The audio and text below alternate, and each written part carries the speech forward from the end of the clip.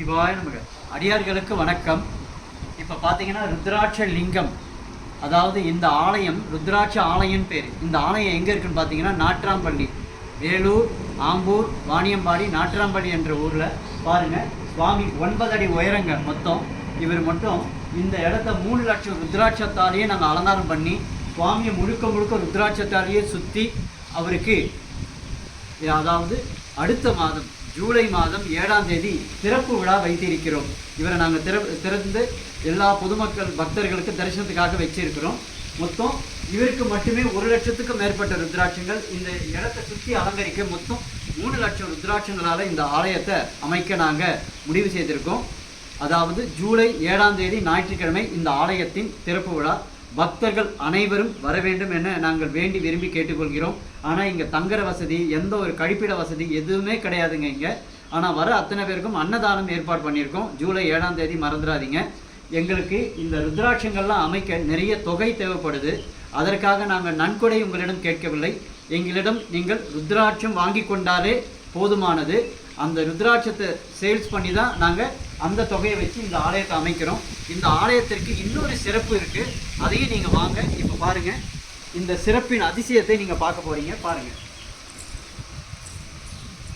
5 மரங்கள் ஒன்றாக இணைந்திருக்கும் அதிசயம் எங்கள் ஆலயத்தில். இங்கே பாருங்கள், அரச மரம் ஒன்று, இது ஒரு வேப்ப மரம், இதுவும் ஒரு வேப்ப மரம், வெப்பாலை மரம், இந்த 4 மரம், அங்கே பார்த்தீங்கன்னா பனைமரம், 5 மரம் ஒன்றாக இணைந்திருக்கும் அதிசயம் இந்த ஆலயத்தில் நீங்கள் பார்க்க முடியும். 2 மரம் சேர்ந்துருக்கிறத பார்த்துருப்பீங்க, ஆனால் 5 மரங்கள் ஒன்றாக இணைஞ்சிருக்கும். அது கீழே சுவாமி இருக்கார், நாகம்மா இருக்காங்க. இந்த ஆலயத்தின் சிறப்பே இந்த விஷயந்தாங்க. மீண்டும் சொல்கிறோம், இந்த வீடியோவை உங்களால் முடிஞ்சது ஒரு 10 பேருக்கு அனுப்புங்க. எல்லாரும் வந்து ஜூலை 7ஆம் தேதி இந்த இடத்த தரிசனம் பண்ணட்டும்.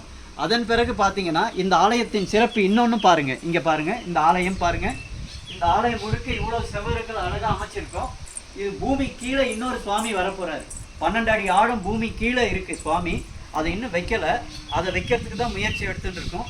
இந்த ஆலயம் முழுக்கவே பாருங்கள், எவ்வளோ பெரிய ஆலயம் பாருங்கள். முழுக்கவே மொத்தம் 27 லட்சம் ருத்ராட்சத்தால் இந்த ஆலயம் அமைய இருக்குங்க.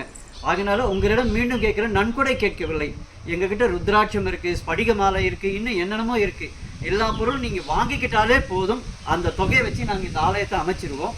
அதனால் ஜூலை 7ஆம் தேதி அந்த சன்னிதானம் மட்டும், அந்த ருத்ராட்ச லிங்கம் மட்டும்தான் திறக்கிறோம்.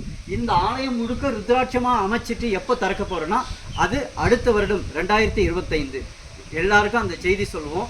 இந்த செய்தியை நீங்கள் எங்களுக்கு உதவி செய்யணும்னு நினச்சிங்கன்னா 10 பேருக்கு இந்த மெசேஜ் அனுப்புங்க, இந்த வீடியோவை. அது எங்களுக்கு போதுமானது. சிவாய நமக. குருதேவம்.